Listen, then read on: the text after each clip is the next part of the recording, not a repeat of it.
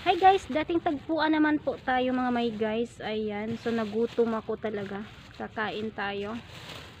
Katatapos lang po ng church namin kanina.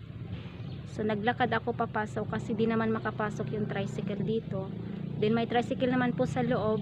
Kaso yung pamasahe mo doon is mahal. Kaya ibili mo na lang ng merenda. Upo ka dito. Talking tayo. Magmaritisan tayo. Magmaritisan, wag. Kasi katatapos lang nag-church, 'di ba? Tapos magmarites ka na. Bad 'yun. That's bad. So kain tayo, nagutom ako. Dito tayo sa dating tagpuan natin na kung saan ay dito mo ako iniwan at sinaktan na ako'y naging duguan. Char. Grabe siya, hugot.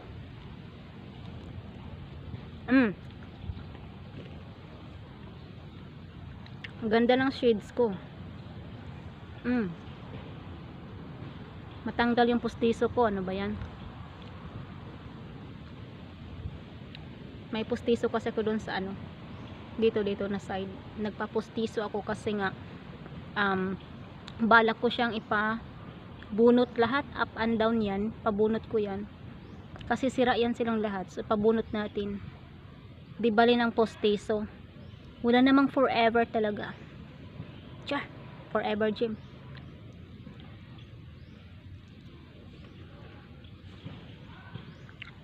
Gutom ako.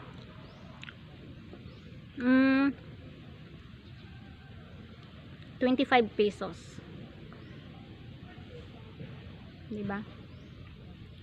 Gaya ng sinasabi ko, sa tuwing ako'y aalis or mag day off, magpunta ng church, pagdating ko dyan sa loob, baktas ta guys, baktas ha, magbaktas ta.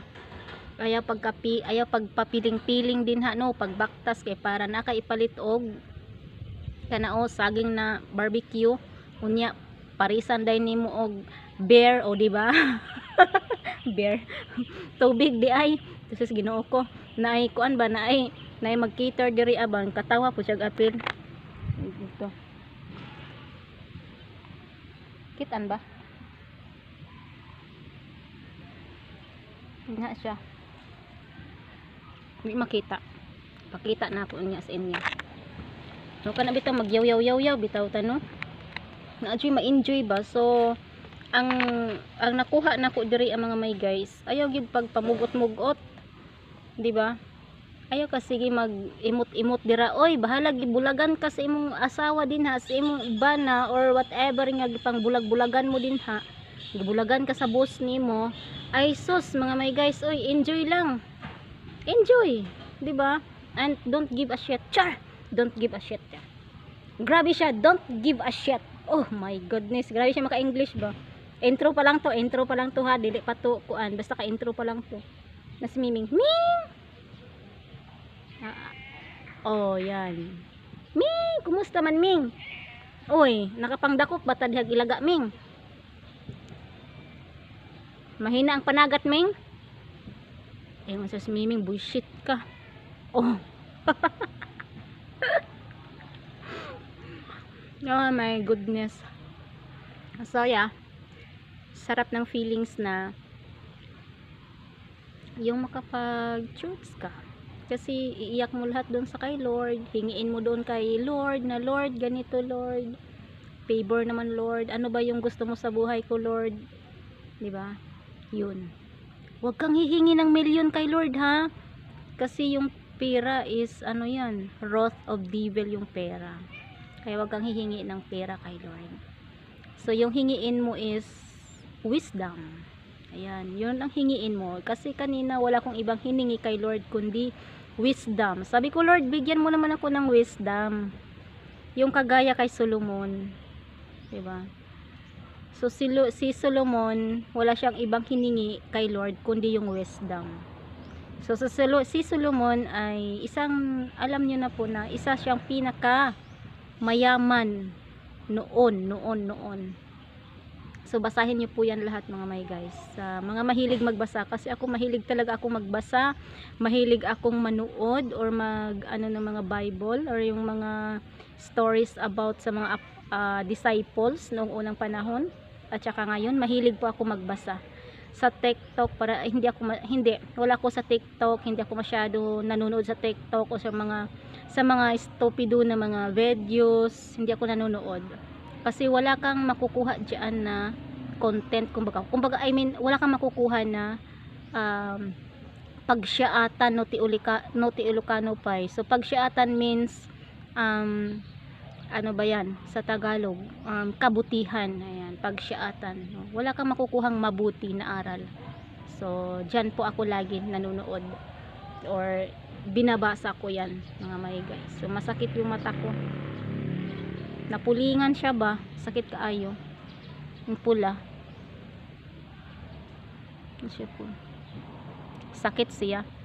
Ay basig naghilak-hilak po ka diha a gym no nya nag 24/7 kag hilak-hilak dira gym. Wala kag yun gym, hilak-hilak yung ka dira a gym.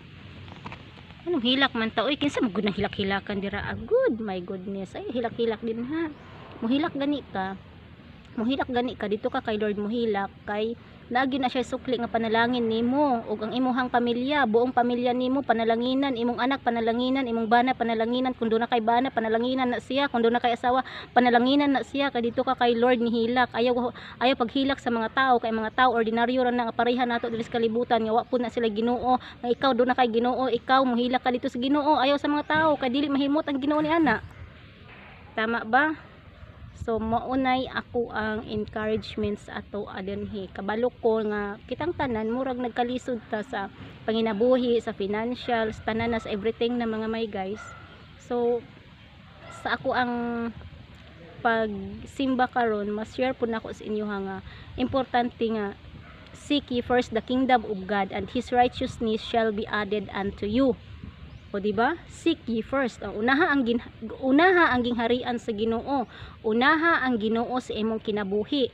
Kay ang tanan, wala siya niingon nga ang imuhang kuanha, ang imuhang karon, ang tanan. Wala niingon si Lord nga tagaan ti ka og mauni. Wala.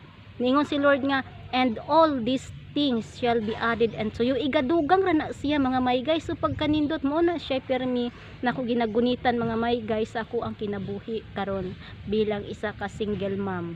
So I know daghan pa yung mga single mom din ha out there, mga single mom. So i-apply pud nato mga ka-single mom si Lord sa tong kinabuhi. Muna ato i-center kay kung dili nato i-center si Lord atong kinabuhi kuan ko ng bakikaw, di ba? Bakikaw atong kinabuhi. Kumbaga murag di ka maka concentrate kay number one wala si Lord sa imo ha. Unya ang imong mind dito sa imong trabaho, dito sa imong mga mauni, mga etc. chichiburichi na imong gusto nga buhaton sa imong kinabuhi. So kinahanglan pod nga i-center nato si Lord sa tong kinabuhi. Ayan, so encouragement ni siya mga may guys, di ba? So kung do na may mga kakulian sa imong kinabuhi, like I said nga ihilak na kay Lord. Ayaw itago kay si Lord, kabalo na siya sa tanan. Sa wala pa nimo giistorya, nakabalo na si Lord. Halimbawa mayon ka nga Lord, taga ikog asawa, taga ikog bana. So ubanan na nimo si imong pag-ampo, dili kay ampo lang nimo karon nya ugma dili na po nya sunod ugma mo ampo na pud ka nya sunod ugma dili na po, di yun na siya tubagon dayon ni Lord.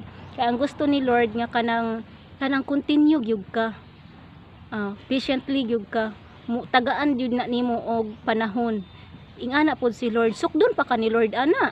Kumbaga mura kag bulawan, human ka gikuha sa mga bato, ilunod ka didto sa drum nga dagko nya tuyok-tuyokon ka didto pila ka oras nga tuyok-tuyokon, di ba ka malipong ana pila ka oras kang tuyok-tuyokon didto sa loob ng ng malaking drum no, malipong gyud ka no sa kanang lindol pa lang gani nga seconds lang malipong naman gani ka. How much more nakag-ilunod ka dito sa dagko nga kanang drum, kanang pangalan na kalimot na ko, kakita man ko na sa personal, hala ituyok-tuyok yung ka dito then after ka dito nga gituyok-tuyok, kung nahilis na ka dito no, salaon na pug ka og pila na kasalaan didto daghan nga proseso ingana pud si Lord din. Pagkahuman ka dito og salaon ka nga salaon, butangan na pug ka og mercury para makita nila nga kung ikaw tinuod ka nga bulawan nga musigag yung ka musiga. Then pagkahuman ni ana nga makumot na kay bulawan na siya, ilunod na pud na siya, sugbahon na pud na siya, dukdukon na pud na siya ngadto sa kalayo.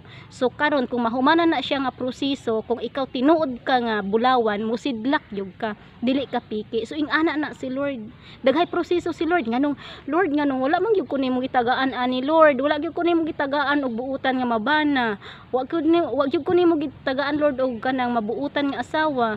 No, dunay proseso, maghulat ka sa proseso, then continue ka og ampo kay Lord. So encouragement na siya gihapon. So ako nangita kog trabaho, ang asawa ikaduha ra na, ayaw sa, basta unaha gyud si Lord, diba? Unaha gyud si Lord, encouragement gyud nako na unaha si Lord, unaha si Lord, unaha si Lord. Napakagaan, napakasarap sa feelings na andyan si Lord sa buhay mo, kasama mo si Lord sa buhay mo, kahit wala kang pamilya, kahit walang nagsusuporta sa'yo na pamilya mo, andyan si Lord. Alam na alam ni Lord yung anong mga gusto mo sa buhay mo. So encouragement lang po ito talaga. Thank you for watching and God bless everyone. Bye!